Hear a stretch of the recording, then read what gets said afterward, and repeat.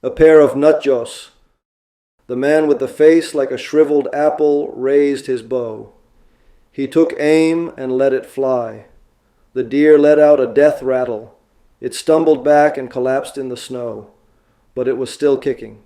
The Neanderthal leaned over and finished it off. The rest of the group, seeing the deer was done for, grabbed the females by the hands and spun them around in a wild victory dance. Then they kept moving, crossing a plateau that looked down on a thin vein of water from a frozen creek. At one point they stumbled upon a pyramid-shaped heap of bones. It was almost completely buried in snow. Only a few bones poked out from the icy white. That night they camped in a pine thicket.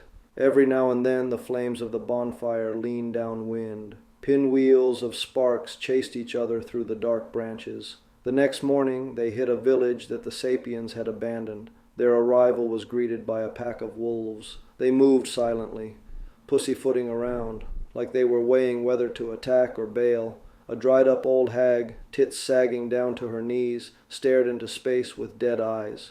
She didn't even look up when they surrounded her. The man with the face like a shriveled apple raised his bow. He drew the string and aimed the arrow right at her. "Monkeys!" the old lady shrieked in her ancient tongue. Right after, she laughed with her half-toothless mouth. Then she slumped back, stone-cold dead. The arrowhead had punched through her left cheekbone, right under the eye. A scrawny little guy, eyes bulging out, emerged from the mist. He was a senile old coot. He shuffled forward, dragging his feet, body hunched like a snapped branch. The man with the face like a shriveled apple blocked his path. The old man stood still for a few seconds. Then he aimed an imaginary bow at his chest. Finally, he mimed the act of firing. "Quite the pair of NUTJOS," the Neanderthal thought in his ancient tongue. At dawn, when they headed out, the old man lay helpless in the snow. He looked like a mangled rag doll. They'd cut off his ears, hacked off his nose, and gouged out his eyes.